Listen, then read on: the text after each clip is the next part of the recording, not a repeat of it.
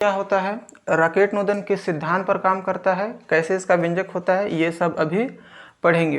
तो इसको हम 3 भागों में पढ़ेंगे। पहले इसका सिद्धांत पढ़ेंगे, दूसरे पॉइंट में इसका वर्णन पढ़ेंगे कि दिखता कैसे है, बनता कैसे है, काम कैसे करता है, तीसरे नंबर पे इसका व्यंजक पढ़ेंगे। सबसे पहले इसका सिद्धांत या नियम देखते हैं कि ये किस सिद्धांत या किस नियम से ये कार्य करता है।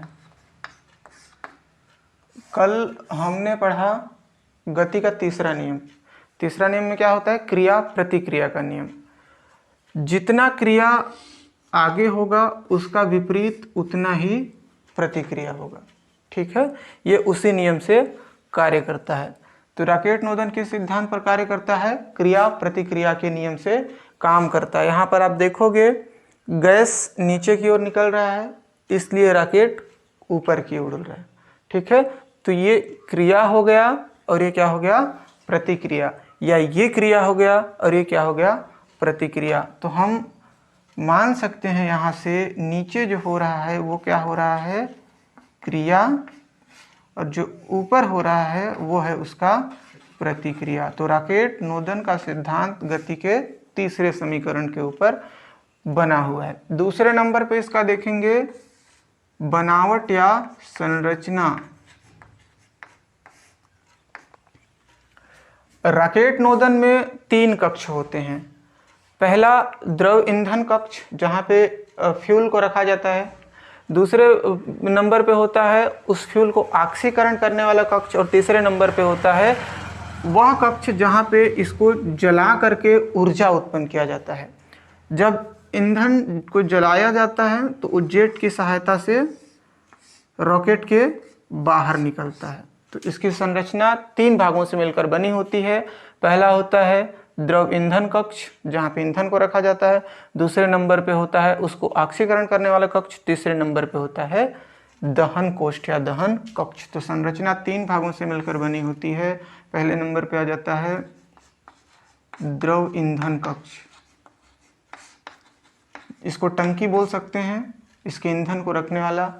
दूसरे नंबर पे क्या है, ऑक्सीकरण कक्ष,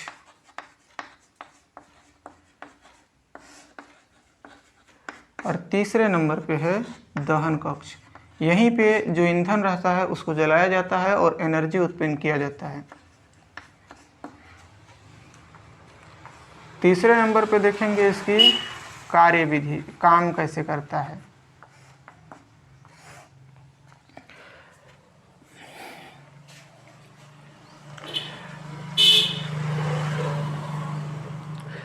जब द्रव ईंधन दहन कक्ष में आता है तो उसका दहन होता है।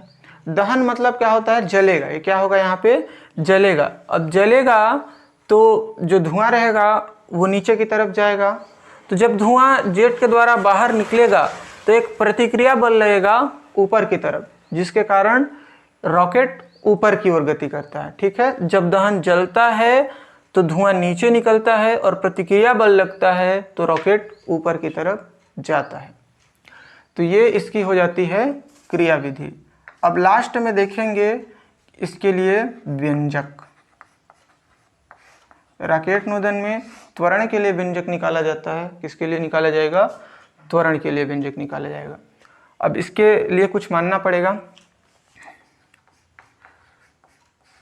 माना कि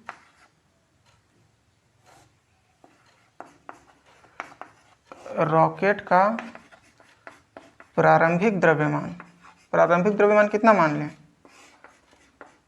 m0।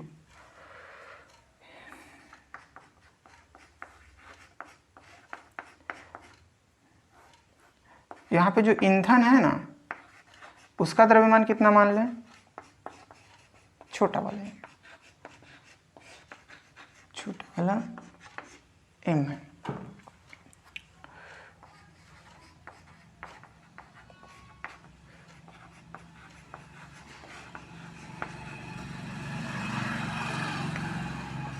इस समय में जब रॉकेट ऊपर उड़ता है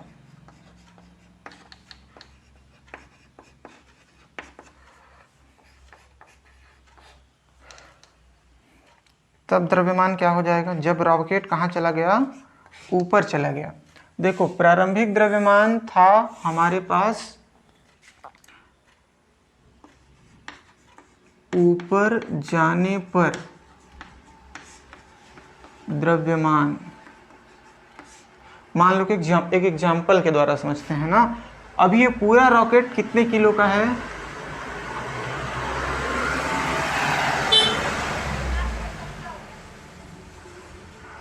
मान लेते हैं ये पूरा रॉकेट जो है वो 50 किलो का है। इसमें ईंधन कितना किलो डाला गया है, ईंधन मान लो 20 किलो डाला गया है। ठीक है, तो जब ईंधन जलेगा तो ईंधन की मात्रा कम होगी, जलने के बाद ईंधन की मात्रा कितनी होगी, कम होगी।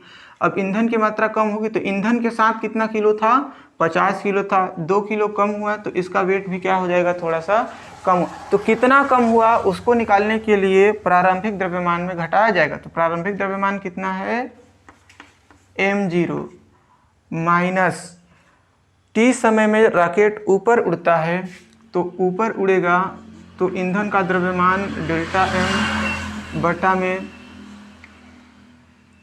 डेल्टा t, कितने समय में, t समय में। तो ये हो जाएगा ऊपर उड़ने के बाद का द्रव्यमान।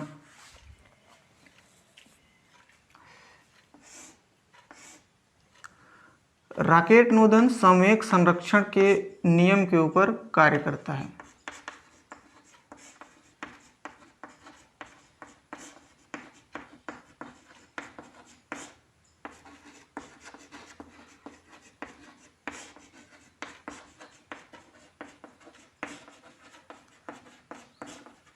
संवेग संरक्षण के नियम का पालन करता है।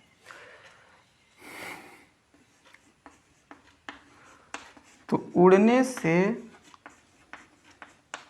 पहले का संवेग बराबर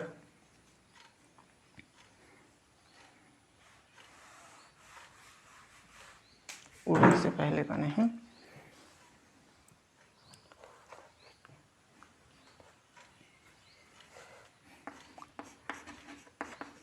रॉकेट के संवेग में परिवर्तन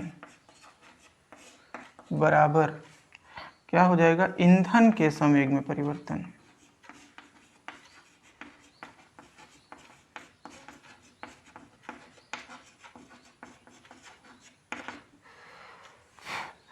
रॉकेट के संवेग में परिवर्तन मतलब उसका द्रव्यमान कितना हो जाएगा, संवेग बराबर क्या होता है, संवेग बराबर होता है द्रव्यमान गुणा वेग। ठीक है, रॉकेट का द्रव्यमान कितना था, इतना था। ठीक है, तो रॉकेट का द्रव्यमान m0 minus delta m delta t, ये रॉकेट का द्रव्यमान है। अब संवेग बराबर होता है द्रव्यमान गुणा वेग, तो ये द्रव्यमान आ गया है, इस पे गुणा करते हैं वेग का, बराबर ईंधन के संवेग में परिवर्तन। तो ईंधन का द्रव्यमान कितना माने हैं, m, तो यहाँ हो जाएगा डेल्टा m, और ईंधन जो बाहर निकलेगा उसका वेग कितना है, u, तो m गुणा हो जाएगा u।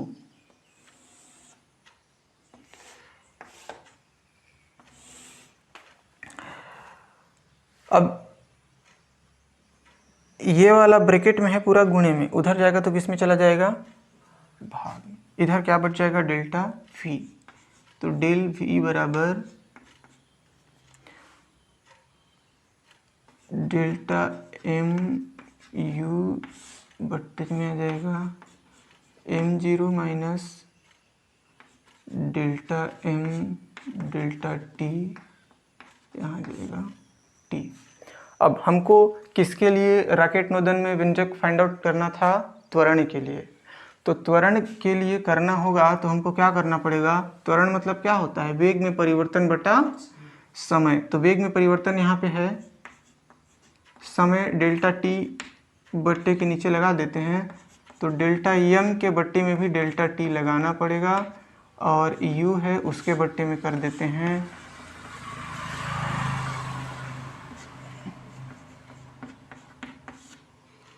वेग में परिवर्तन बटा समय बराबर क्या हो जाएगा, त्वरण। त्वरण को किससे प्रदर्शित करते हैं, ए से।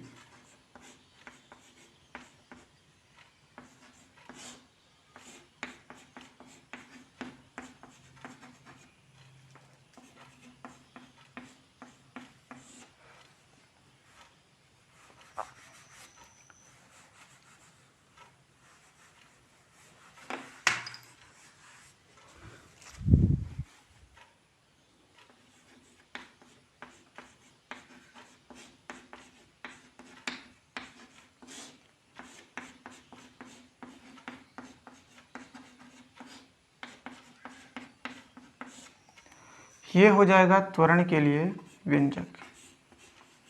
यही रॉकेट नोदन के त्वरण का व्यंजक है। एक चीज इसमें मिसिंग लगा और वो मिसिंग था गुरुत्वीय त्वरण या गुरुत्वाकर्षण। जब भी हम नीचे से ऊपर जाते हैं, रॉकेट कहाँ जा रहा है, नीचे से ऊपर जा रहा है। जब भी नीचे से ऊपर जाते हैं तो गुरुत्वाकर्षण का मान माइनस हो जाता है, गुरुत्वाकर्षण ऋणात्मक लगता है ना। तो गुरुत्वाकर्षण का अगर उपयोग करें तो ए माइनस कितना हो जाएगा, जी, बराबर उस साइड भी डेल्टा एम डेल्टा यू नहीं, डेल्टा यू नहीं, डेल्टा टी।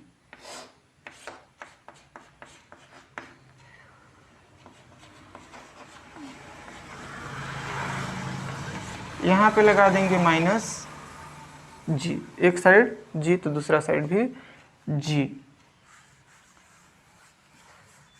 तो ये हो गया हमारा रॉकेट नोदन का सिद्धांत। ठीक है, तो रॉकेट नोदन के सिद्धांत में हमको क्या ज्ञात करना था, त्वरण के लिए व्यंजक। तो एक तो त्वरण के लिए व्यंजक ये वाला है और दूसरा त्वरण का व्यंजक ये है। ये गुरुत्वाकर्षण के साथ है, इसमें गुरुत्वाकर्षण की उपेक्षा की गई है, लेकिन उपेक्षा नहीं कर सकते, ये गुरुत्वाकर्षण के साथ है। ठीक है।